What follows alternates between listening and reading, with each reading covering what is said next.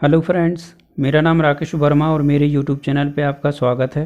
दोस्तों, आज के वीडियो में जानेंगे जीव विज्ञान से जुड़े 50 महत्वपूर्ण लघु उत्तरीय प्रश्नों के लिए। तो चलिए दोस्तों शुरू करते हैं। तो क्वेश्चन है, क्या कारण है कि मेढक जल और ज़मीन पर रह लेता है जबकि मछली पानी के बाहर जीवित नहीं रह सकती? तो मेढक जब पानी में रहता है तो वह त्वचा से श्वसन करता है, अर्थात सांस लेता है त्वचा से, और जब ज़मीन पर रहता है तो फेफड़ों से सांस लेता है, श्वसन करता है। जबकि मछलियाँ गिल की सहायता से श्वसन करती हैं, जो कि सिर्फ पानी में घुली हुई ऑक्सीजन ग्रहण करती है। यही कारण है कि मछली पानी के बाहर जीवित नहीं रहती जबकि मेढक ज़मीन पर और जल पर जीवित है। अगला क्वेश्चन है, छिपकलियाँ किस तरह दीवार से चिपकी रहती हैं? तो छिपकलियों का जो पैर होते हैं वह लचीलेदार कप के आकार का होता है, जो हवा के दबाव के सहारे दीवार से चिपकी रहती हैं। अगला क्वेश्चन है, मकड़ी अपना जाल कैसे बनाती है? तो मकड़ी के शरीर में एक सिल्क ग्लैंड पाया जाता है जिससे प्रोटीन की तरह पदार्थ स्रावित होता है। इसी पदार्थ से मकड़ी जाल बनाती हैं। अगला क्वेश्चन है, ऊँट के शरीर में कुबड़ का क्या महत्व है? तो ऊँट का कुबड़ एक चलता फिरता वसा का भंडार है। जब भोजन और पानी की कमी होती है तो वही वसा विघटित होकर ऊर्जा और पानी में बदल देती है या बदल जाता है। अगला क्वेश्चन है, जब हम रोते हैं तो आँखों से आंसू कैसे बहता है? तो आँख के ऊपर की पलक में एक लैक्रिमल नामक ग्रंथि पाई जाती है और आंसू इसी ग्रंथि से निकलता है। किसी भावुकता से या आँख में कुछ घुस जाए या कुछ लग जाने से यह ग्रंथि सक्रिय होकर आंसुओं का स्राव करती है, जबकि नन्हे शिशुओं में यह ग्रंथि विकसित नहीं होती है, इसलिए उनके रोने पर आंसू नहीं निकलता है। अगला क्वेश्चन है, मछली अन्य पशुओं के मांस की तुलना में अधिक स्वास्थ्यकर है, क्यों? क्योंकि मछली में मौजूद वसा में पॉली असंतृप्त वसा अम्ल सर्वाधिक होता है और यह वसा अम्ल मानव स्वास्थ्य के लिए अधिक पोषक है। इसीलिए होता है क्योंकि इसके अपघटन की दर काफ़ी तीव्र होती है, जिससे संवहनीय क्रिया के दौरान अधिक संख्या में ऑक्सीजन के अणु ग्रहण कर लिए जाते हैं। परिणाम स्वरूप मनुष्य में संवहनीय क्रिया बढ़ जाती है। अगला क्वेश्चन है, गर्म देशों के व्यक्ति ठंडे देशों की अपेक्षा काले क्यों होते हैं? तो त्वचा में मेलानिन नामक पिगमेंट बनता है और गर्म देशों में व्यक्तियों को पराबैंगनी किरणों के प्रभाव से बचाने के लिए त्वचा में मेलानिन का निर्माण अधिक मात्रा में होता है, जिससे वे काले होते हैं। जबकि ठंडे देशों के व्यक्तियों में मेलानिन कम मात्रा में पाया जाता है, जिसकी वजह से वह गोरे होते हैं। अगला क्वेश्चन है, खाने वाली अच्छी वस्तु देखकर हमारे मुंह में पानी कैसे आ जाता है? तो शरीर में लार ग्रंथियों के स्रावित होने से मुंह में पानी आने लगता है। 2 लार ग्रंथि जीभ के नीचे, 2 निचले जबड़े के पीछे तथा 2 प्रत्येक कान के नीचे पाई जाती हैं। यह प्रक्रिया रिफ्लेक्स क्रिया के द्वारा मेरु रज्जु अर्थात बोन मैरो से नियंत्रित होती हैं तथा इस पर मस्तिष्क का कोई नियंत्रण नहीं रहता है।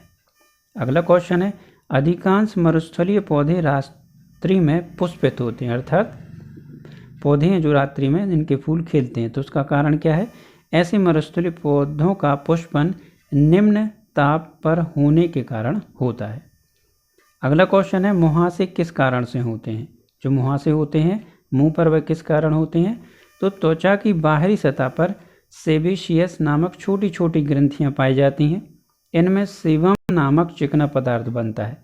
तो सेबेशियम ग्रंथियां महीन नलियों के माध्यम से त्वचा पर बने छिद्रों द्वारा बाहर की ओर खुलती हैं। तो ग्रंथियों में बना सेबम इसी नली से बाहर निकलता है। कभी कभी यह सेबम बहुत अधिक मात्रा में बनता है, जिससे वह बाहर नहीं निकल पाता और फूलकर मुहासों का रूप धारण कर लेता है। अगला क्वेश्चन है, श्वेत प्रदर ल्यूकोरिया किसे कहते हैं? तो ल्यूकोरिया का शाब्दिक अर्थ है सफ़ेद तरल पदार्थ बहना। प्रायः योनि मार्ग पर एक तह बनी रहती है जो सुरक्षा कवच का कार्य करती है। कुछ स्त्रियों में इसकी अधिकता होने से श्वेत प्रदर होने लगता है और यह रोग एक रोगाणु ट्राइकोमोनास के संक्रमण से भी होता है। अगला क्वेश्चन है, वृद्धावस्था में चेहरे पर झुर्रियाँ कैसे पड़ती हैं? तो जब झुर्री पड़ना प्रतीक है त्वचा में ऊपरी सतह के नीचे कुछ संयोजी ऊतक हैं जो दो प्रकार के प्रोटीन तंतुओं से बनते हैं, कोलेजन और इलास्टिन। तो कोलेजन त्वचा को आवश्यक सामग्री देता है और इलास्टिन त्वचा को लचीलेदार बनाए रखता है। उम्र अधिक होने पर इलास्टिन खत्म होने लगता है और कोलेजन अस्त व्यस्त होकर धारियों जैसी संरचना बना लेता है। अगला क्वेश्चन है, हमें पसीना कब और कैसे आता है? तो हमारे शरीर से पसीने का स्राव स्वेद ग्रंथियों से होता है। एक सामान्य मनुष्य के शरीर में 20 लाख से लेकर 35 लाख तक स्वेद ग्रंथियां होती हैं। आकार एवं गुण धर्म के आधार पर स्वेद ग्रंथियों को दो वर्गों में बांटा गया है। पहला, बड़ी स्वेद ग्रंथि जिसको एपोग्राइड तथा छोटी ग्रंथियों को एक्काक्राइन कहते हैं। प्रत्येक स्वेद ग्रंथि रुधिर कोशिकाओं के जाल से ढकी रहती है। पसीने के लिए पानी इन्हीं रुधिर कोशिकाओं से प्राप्त होता है। गर्मियों के दिनों में रेगिस्तान में मनुष्य के शरीर के एक दिन भर में 12 लीटर तक पसीना निकल आता है और पसीने में 99.5% पानी तथा शेष sodium, chloride, sulphate, phosphate, urea और लैक्टिक अम्ल होता है। मनुष्य गर्म रक्त वाले समूह का प्राणी है और उसके शरीर पर तापक्रम बदलते मौसम के बावजूद स्थिर रहना चाहिए। जबकि गर्मी बहुत बढ़ जाती है तो शरीर की रक्षा करने के लिए पसीना निकलता है। अगला क्वेश्चन है, थैलासीमिया क्या है? तो थैलासीमिया एक ऐसा आनुवांशिक रोग है जिससे पीड़ित शिशु में जन्म के कुछ माह बाद ही अत्यधिक आरक्तता हो जाती है और उसे जीवित रखने के लिए बाहरी रक्त देना अनिवार्य हो जाता है और इस रक्तदान की क्रिया को जीवन पर्यंत 658 सप्ताह के अंतराल से दोहराना पड़ता है।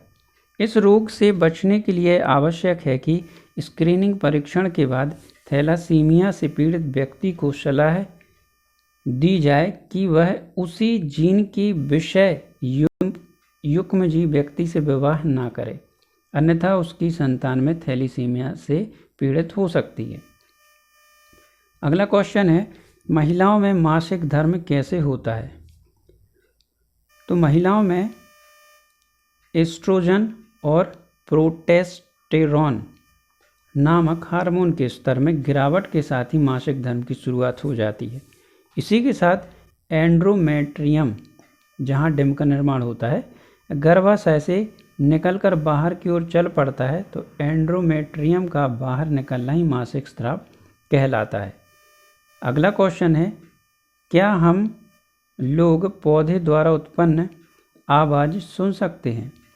तो आंसर रहेगा, वास्तव में पौधों पर जब किसी प्रकार का दबाव डाला जाता है तो वे एथिलीन गैस छोड़ते हैं। ध्यान रखें, एथिलीन गैस छोड़ते हैं और जब वैज्ञानिक इस एथिलीन गैस के अणुओं को लेज़र किरण के माध्यम से उत्प्रेरित करते हैं तो इनसे शांक तरंगें निकलने लगती हैं जिसका विस्तार करके पौधों की आवाज़ या संदेश को सुना जा सकता है।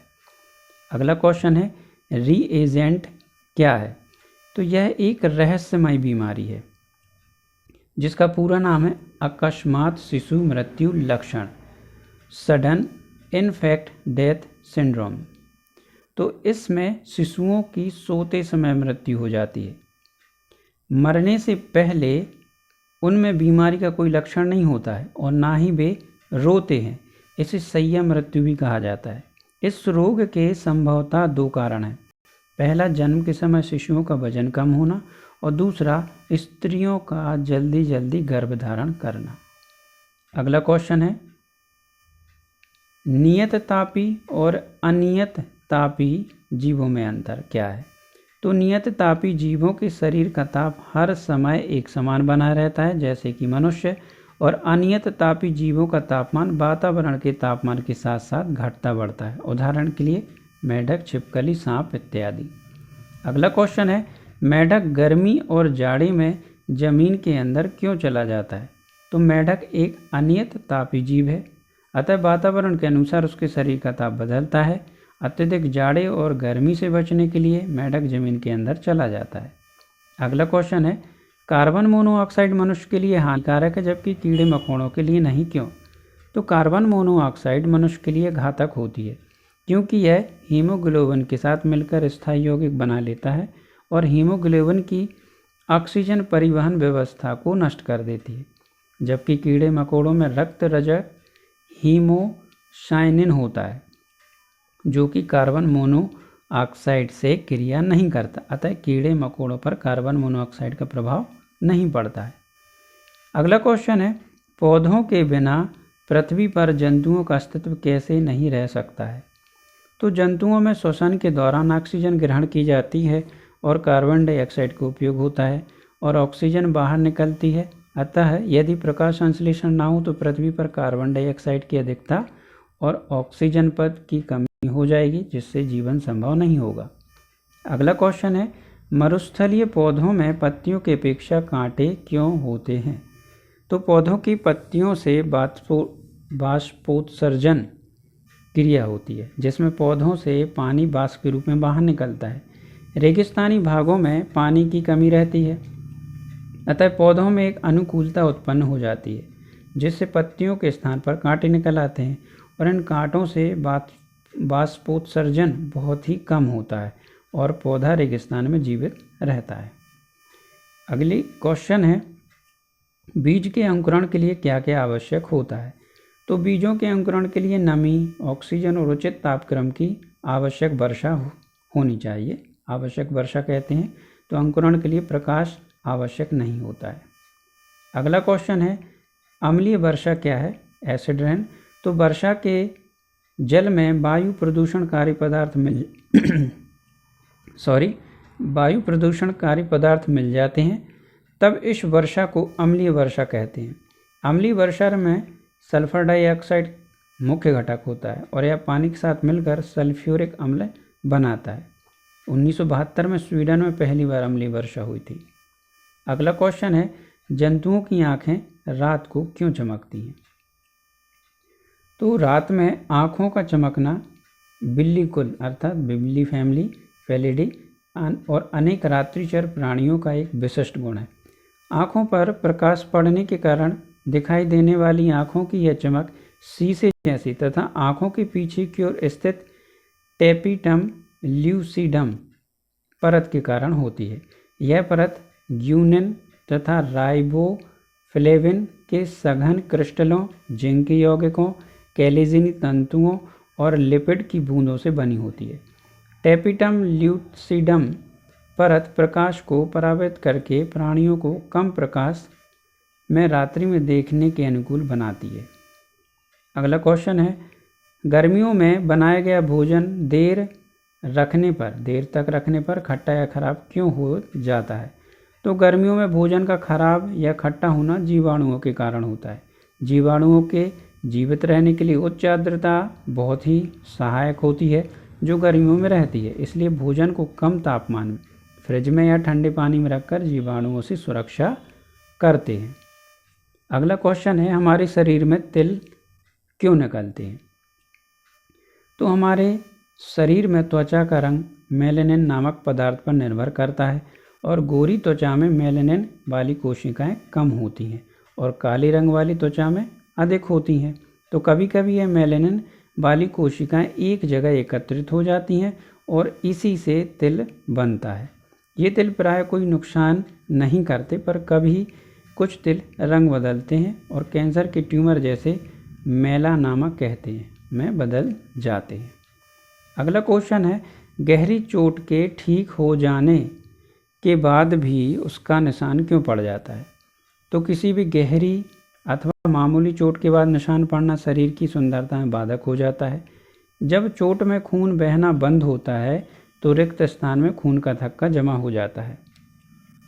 फिर चोट के चारों ओर की त्वचा का बाहरी हिस्सा बढ़ता हुआ खून के थक्के से नीचे पहुंचता है और वहां सूख कर एक पपड़ी बना देता है और इस पपड़ी की निकल जाती है, तब उसके नीचे का रेशेदार ऊतक हल्के रंग होने के कारण निशान के रूप में दिखाई देता है।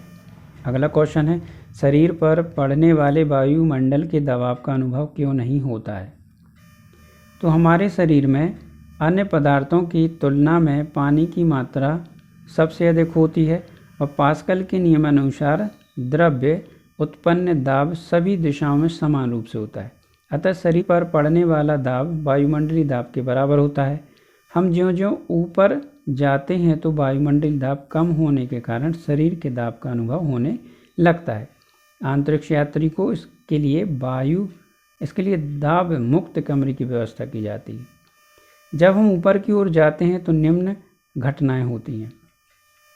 जब हम 7.2 किलोमीटर की ऊंचाई पर जाने पर रक्त में घुली नाइट्रोजन की बुलबुले के रूप में निकलती है, क्योंकि वायुमंडलीय दाब कम हो जाता है। दूसरा, 16 किलोमीटर की ऊंचाई पर जाने पर फेफड़ों में ऑक्सीजन का अभाव हो जाता है। तीसरा, अधिक ताप और विकिरण के कारण कोशिकाओं का कार्य और संतुलन बिगड़ जाता है। अगला क्वेश्चन है, रात में जुगनू से प्रकाश कैसे निकलता है? तो जुगनू का प्रकाश एक विशेष प्रकार की रासायनिक क्रिया के उसके पेट में स्थित विशेष प्रकार के अंग के कारण होता है, जिसमें ल्यूसेफेरस नामक एंजाइम बनता है। और ल्यूसेफेरस एंजाइम जब ल्यूसेफेरस नामक वसा को ऑक्सीकृत करता है तो प्रकाश निकालता है और इनका प्रकाश ठंडा होता है। अगला क्वेश्चन है, खीरे को काटकर यदि नमक डाला जाता है तो पानी क्यों निकलता है? तो यह क्रिया परासरण के कारण होती है। परासरण में किसी पतली अधपारगामी झिल्ली द्वारा विभाजित दो विभिन्न सांद्रता वाले द्रव्यों को बराबर होने के लिए अधिक सांद्रता से कम सांद्रता वाले द्रव की तरफ बढ़ना पड़ता है। अतः नमक डालने से बाहर की सांद्रता अधिक हो जाती है तो खीरे के अंदर पानी बाहर निकलने लगता है। अगला क्वेश्चन है, विभिन्न मनुष्यों की आवाज़ अलग अलग प्रकार की क्यों होती है? तो हमारे शरीर में आवाज़ गले के अंदर स्थित स्वर कोष्ठ से निकलती है। इन स्वर कंठों में स्वर तंतु विद्यमान होते हैं, जिनके कंपन से ध्वनि निकलती है। इन स्वरतुओं का कंपन जितना अलग अलग प्रकार का होगा उतनी ही अलग अलग प्रकार की आवाज़ सुनाई देती है। ध्वनि के स्वर तंतुओं की लंबाई और होंठों के बनावट पर निर्भर होती है, इसलिए विभिन्न मनुष्यों द्वारा निकली गई ध्वनि भिन्न भिन्न होती है। अगला क्वेश्चन है, प्रस्तरीकृत जीवाश्म कैसे बनते हैं? तो जीवों की मृत्यु के बाद इनके शरीर के कोमल भाग सड़कर समाप्त हो जाते हैं। इनके बड़े भाग गीली मिट्टी के नीचे दब जाते हैं। इनके कार्बनिक पदार्थ धीरे धीरे समाप्त हो जाते हैं और इनकी खाली जगह पर खनिज पदार्थ जमा हो जाते हैं। इस प्रकार बने जीवाश्म प्रस्तरीकृत जीवाश्म कहलाते हैं। अगला क्वेश्चन है, रात में पेड़ के नीचे सोना क्यों चाहिए, क्यों हानिकारक है? तो श्वसन के दौरान अर्थात सांस लेने के दौरान पौधे रात्रि में ऑक्सीजन लेते हैं और कार्बन डाइऑक्साइड बाहर निकालते हैं। इस प्रकार पेड़ के नीचे ऑक्सीजन की कमी हो जाती है, जिससे हमें श्वसन के लिए उचित मात्रा में ऑक्सीजन नहीं मिलती, इसलिए रात में पेड़ के नीचे नहीं सोना चाहिए। अगला क्वेश्चन है, डबल रोटी कैसे फूलती है? तो डबल रोटी बनाते समय उसमें सोडियम बाइकार्बोनेट डाला जाता है और सोडियम बाइकार्बोनेट में से कार्बन डाइऑक्साइड निकलती है। इसी कार्बन डाइऑक्साइड के कारण डबल रोटी फूलती है। अगला क्वेश्चन है, कानों के अभाव में सांप कैसे सुनता है? तो सांप बिना कान के हवा से आने वाली ध्वनि तरंगों को नहीं सुन पाता है, किंतु वह त्वचा द्वारा पृथ्वी से उत्पन्न कंपन को महसूस करता है। इस प्रकार सांप को सुनाई देता है। सपेरे बीन बजाते समय इधर उधर घुमाते हैं तो सांप भी घूमता है। वह बीन की ध्वनि से नहीं प्रभावित होता, बल्कि अपनी सुरक्षा की कोशिश करता है, इसलिए बीन के साथ साथ सिर हिलाता है। अगला क्वेश्चन है, हार्ट लंग मशीन क्या है? तो हार्ट मनुष्यों द्वारा डॉक्टरों के द्वारा ऑपरेशन के दौरान मशीन का प्रयोग किया जाता है और इस मशीन के द्वारा रोगी के शरीर में रक्त संचार एवं ऑक्सीजन आपूर्ति की व्यवस्था की जाती है, जिससे रोगी की मृत्यु ना हो। अगला क्वेश्चन है, पौधे सूर्य के प्रकाश की ओर क्यों झुकते हैं? तो पौधों के प्रकाश की ओर झुकने की क्रिया प्रकाश अनुवर्तन कहते हैं। इसकी खोज चार्ल्स डार्विन ने की थी। पौधों का यह झुकाव ऑक्सिन नामक हार्मोन्स के कारण होता है। अगला क्वेश्चन है, हमें डकार क्यों आती है? तो खाने के समय कुछ वायु पेट के अंदर चली जाती है खाना खाते समय, और भोजन नली में छाती और पेट के बीच एक वाल्व होता है जो आहार निगलते समय खुल जाता है तथा अंदर जाने के बाद तुरंत बंद हो जाता है। भोजन पचने से भी कुछ गैसें पेट में बनती हैं। जब ये गैसें पेट में काफ़ी मात्रा में इकट्ठी हो जाती हैं तो मस्तिष्क से इन गैसों के बाहर निकलने का एक संदेश आता है, जिससे पेट की मांसपेशियां कड़ी हो जाती हैं और वाल्व क्षण भर के लिए खुल जाता है तथा गैस बाहर निकल जाती है और यही डकार कहलाती है। अगली क्वेश्चन है, अधिक मात्रा में कोलेस्ट्रॉल हानिकारक क्यों है? तो शरीर में कोलेस्ट्रॉल की मात्रा लगभग 0.3% होती है और शरीर के लिए आवश्यक पदार्थ है, क्योंकि इसमें कुछ हार्मोन्स और बाइल अम्ल बनते हैं। कोलेस्ट्रॉल एक वशीय पदार्थ है। अधिक मात्रा में कोलेस्ट्रॉल को होने पर रक्त की धमनियों में जम जाता है तथा रक्त के परिसंचरण में बाधा उत्पन्न करता है, और इस बाधा से मनुष्य उच्च रक्तचाप का रोगी हो जाता है, अर्थात और कभी कभी रोगी को दिल का दौरा भी पड़ जाता है, हार्ट अटैक आ सकता है। अगला क्वेश्चन है, सांप का विष किस प्रकार हमारे शरीर पर प्रभाव डालता है? तो सांप का विष 2 प्रकार का होता है। पतला तंत्रिका तंत्र पर प्रभाव डालने वाला, जिसे न्यूरोटॉक्सिन कहते हैं। ये दोस्तों पहला लिखा है, पहला तंत्रिका तंत्र पर प्रभाव डालने वाला, जिसे न्यूरोटॉक्सिन कहते हैं। इसका प्रभाव समूचे तंत्रिका तंत्र पर पड़ता है, जिससे मनुष्य या व्यक्ति कभी कभी चिल्लाता है। झाड़ फूंक वाली ऐसी स्थिति में तरह तरह की किंवदंतियों के सहारे रोगी को परेशान करते हैं, जबकि तंत्र मंत्र से विष कभी नहीं कम होता। दूसरे प्रकार का विष है हीमोग्लोबिन को नष्ट करता है, जिसे हीमोटॉक्सिन कहते हैं। कोबरा तथा करेंत जैसे सांप इस प्रकार का विष पाया जाता है। इसमें व्यक्ति की मृत्यु 1 घंटे के अंदर हो जाती है। इस प्रकार के विष से व्यक्ति चिल्लाता नहीं है। अगला क्वेश्चन है, क्या बिच्छू के काटने से मनुष्य मर जाता है? तो बिच्छू एक भयंकर किस्म का जीव है। ये एकांत जीवन व्यतीत करना पसंद करता है। कभी कभी जब ये घर के अंदर आ जाता है तो घर के जूतों के अंदर, बिस्तरों तथा कालीनों के नीचे छुप जाते हैं, रहते हैं। तो बिच्छू की अधिकांश जातियां हानि रहित होती हैं। इनका डंक पीड़ादायक होता है पर वह घातक नहीं होता, लेकिन इजिप्शियन बिच्छू व ल्यूरस जैसी उष्णकटिबंधीय जातियां बहुत खतरनाक हो सकती हैं और कभी कभी मृत्यु के कारण भी बन जाती हैं। बिच्छू का जहर हृदय के स्नायुओं तथा सीने की मांसपेशियों का पक्षाघात कर देता है। संयुक्त राज्य अमेरिका तथा मैक्सिको में सांप के काटने की अपेक्षा बिच्छू के डंक से मरने के लोग डंक मारने से अधिक लोग मरते हैं। अगला क्वेश्चन है, जब चींटियां काटती हैं तो जलन क्यों होती है? तो चींटियों में फार्मिक अम्ल पाया जाता है। जब ये किसी व्यक्ति को काटती हैं तो उसके शरीर में फार्मिक अम्ल चला जाता है, जिसकी वजह से जलन महसूस होती है। अगला क्वेश्चन है, मादा जंतु अपने बच्चों को कैसे पहचानती है? तो वे जंतु जिनमें बच्चों की देखरेख माताएं करती हैं, माँ का बच्चों को पहचानना बहुत ज़रूरी होता है ताकि उसका संबंध टूट ना जाए। तो माताएं अपनी 4 ज्ञानेंद्रियों में से एक का प्रयोग करके अपने बच्चों को पहचानती हैं, और ये 4 ज्ञानेंद्रियां हैं गंध, ध्वनि, दृष्टि तथा स्पर्श। अधिकांश स्तरनायी जंतु जैसे कि हिरन, भेड़, घोड़े, सील मछलियां अपने बच्चों को गंध द्वारा पहचानती हैं, और इन जंतुओं में जब कोई बच्चा पैदा होता है तो उसकी माँ उसके पास नाक से लेकर सांस ऊपर खींचकर उसकी गंध का पहचान कर लेती है। उसके बाद ये जब भी माँ अपने बच्चे को तलाश करती है तो वह अपने आसपास के बच्चों की सांस खींचकर उस समय तक सूंघती है जब तक कि उसका बच्चा ना मिल जाए। पक्षियों में ध्वनि द्वारा बच्चों को पहचानना अधिक प्रचलित है। प्रत्येक मादा पक्षी की अपनी विशिष्ट माँ की पुकार होती है, जिसे उसका बच्चा अंडे से बाहर निकलते ही पहचान लेता है। कुछ जीव जंतुओं के बच्चों के लिए आकार तथा डील डॉल का भी महत्व है। बच्चों को पहचानने में स्पर्श की भी महत्वपूर्ण भूमिका होती है। अगला क्वेश्चन है, पृथ्वी पर सबसे पहले किस पक्षी का उद्भव हुआ है? तो पृथ्वी पर सर्वप्रथम आर्कियोप्टेरिक्स नामक पक्षी का जन्म हुआ था। इसका विकास रेंगने वाले जंतुओं से हुआ था, इसीलिए उससे काफ़ी समानता भी थी। आज के पक्षियों के विपरीत पक्षी के दांत थे और हड्डियों से युक्त पूंछ भी थी। कृत्रिम हृदय प्रत्यारोपण क्या है? तो कृत्रिम हृदय परिवर्तन हार्ट लंग मशीन की सहायता से किया जाता है।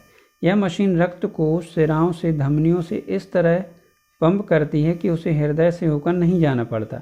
इस प्रकार यह मशीन रक्त का ऑक्सीजनीकरण भी करती है, जिससे रक्त को फेफड़ों से होकर गुजरना नहीं पड़ता और इस प्रकार हृदय की गति को रोककर 4 घंटे तक शल्य क्रिया की जा सकती है।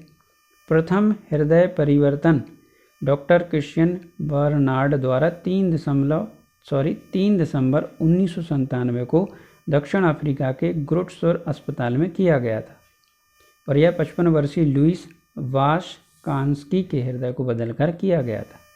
अगला क्वेश्चन है, EEG क्या है? इलेक्ट्रोएन्सेफेलोग्राफी। तो इलेक्ट्रोएन्सेफोग्राफी एक बायोमेडिकल प्रक्रम है जो मनुष्य अन्य जीव जंतुओं के मस्तिष्क पैदा होने वाली विद्युत धारा को अंकित करता है। इसकी खोज जर्मन के हास वर्नर ने की थी और इसके द्वारा रोगों का निदान किया जाता है। मिर्गी तथा असामान्य उपचारों संबंधी रोगों का अध्ययन भी EEG द्वारा किया जाता है। अगला क्वेश्चन है, ECG क्या है? तो ECG इलेक्ट्रोकार्डियोग्राफ। तो यह हृदय की धड़कनों के कारण पैदा हुए विद्युत कंपनों का ग्राफ बनाने की एक विधि है। हृदय का प्रत्येक भाग अपनी स्वतंत्र विद्युत लहरों का प्रतिरूप बनाता है और इन कंपनों के आरेख को मशीन द्वारा रिकॉर्ड करके इलेक्ट्रोकार्डियोग्राम ग्राफ बनाया जाता है। ग्राम नहीं दोस्तों, ग्राफ है। और यह ग्राफ हृदय की हालात एवं गतिविधियों के विषय में उपयोगी सूचनाएं देता है, जिससे हृदय की हालत और गतिविधियों के विषय में उपयोगी सूचनाएं देता है, जिससे हृदय की बीमारी को दूर करने में सहायता मिलती है। रोग क्षमता क्या है? शरीर की बीमारी के विभिन्न कीटाणुओं जैसे बैक्टीरिया, वायरस, प्रोटोजोआ के खिलाफ लड़ने और बीमारियों के बाद ठीक होने की प्राकृतिक क्षमता को रोध क्षमता प्रदान करती है। रोध क्षमता 2 प्रकार की होती है। प्रथम, विशेष या अर्जित रोध क्षमता, यह रोग के हमले के बाद स्वतंत्र रूप से सक्रिय होती है। दूसरी है सामान्य रोध क्षमता, यह सूक्ष्म जीवों को मारती है, उनकी वृद्धि को रोकती है। आजकल ऐसे अनेक टीके बन गए हैं जो काली खांसी, diphtheria, measles, tetanus, typhoid, polio, TB इत्यादि बीमारियों के विरुद्ध रोध क्षमता पैदा करते हैं। अगला क्वेश्चन है, संसार का सबसे छोटा और सबसे बड़ा फूल कौन सा है? तो संसार का सबसे छोटा फूल गैलेनशोगा पारिफ्लोरा को माना जाता है। यह अमेरिका में पाया जाता है, उसका रंग सफ़ेद होता है। संसार का सबसे बड़ा फूल रफलेशिया अर्नोल्डी को माना जाता है। यह सुतात्रा के जंगलों में पाया जाता है और यह 5 से 7 दिनों तक खिला रहता है और इसका रंग लालिमा लिए भूरा है और इसका पौधा परजीवी होता है तथा पौधे में पत्तियां नहीं होती। तो दोस्तों आज की वीडियो में बस इतना ही। आशा करता हूँ आपको मेरा वीडियो पसंद आया होगा। वीडियो पसंद आया तो वीडियो को लाइक करें, अपने दोस्तों के साथ शेयर भी करें और मेरे चैनल को सब्सक्राइब करना ना भूलें। Thank you.